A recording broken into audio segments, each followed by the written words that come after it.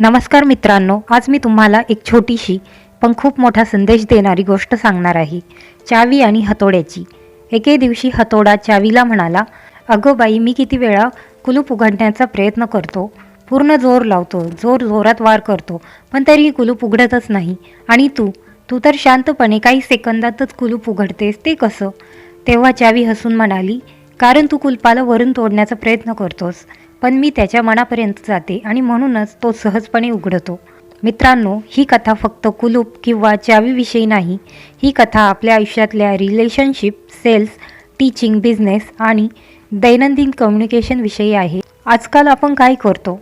समोरच्या माणसावरच बोलतो, त्याच्यावर आपले विचार लादतो, जबरदस्ती करतो. पण आपण त्याच्या मनापर्यंत पोहोचतो का? त्याच्याशी मनाने बोलतो का? आजचा आपला खरा टॉपिक आहे हार्ट टू हार्ट कम्युनिकेशन. आणि यासाठी मी तुम्हाला 7 सोप्या सवयी सांगणार आहे, ज्या वापरल्या तर तुम्ही कोणाच्याही मनापर्यंत पोहोचू शकता.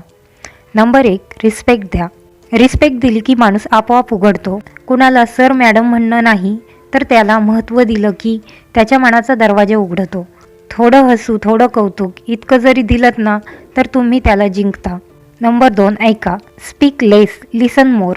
आपण जेव्हा बोलतो ते आपण आधीच जाणतो, पण आपण जेव्हा ऐकतो तेव्हा नवीन शिकतो. लक्षात ठेवा, लोकांना ऐकणारे लोक जास्त आवडतात, कारण प्रत्येकजण आपल्या गोष्टी कुणाला तरी सांगू इच्छितो. नंबर 3, वाद करू नका. डिस्कशन करा.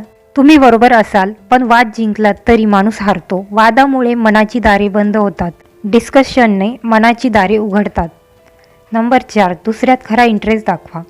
फेक इंटरेस्ट चालत नाही. लोकांना कळतं. जेन्युइनली समजून घ्या, हा माणूस काय विचार करतोय, त्याची समस्या काय.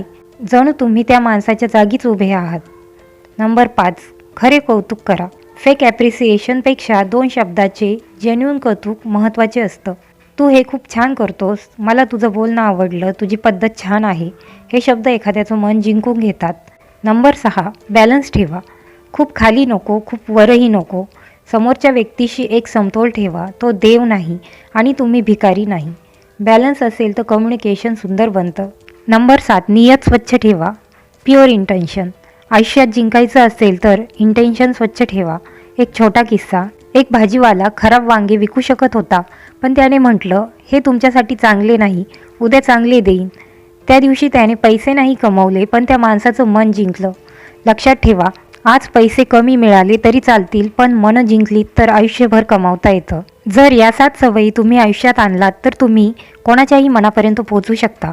सेल्समध्ये असाल, रिलेशनशिपमध्ये असाल, टीचर असाल, बिझनेसमॅन असाल, हार्ट टू हार्ट कम्युनिकेशन केले तर डील्स होतात, रिलेशनशिप जुळतात आणि लोक आपोआप तुमचे होतात.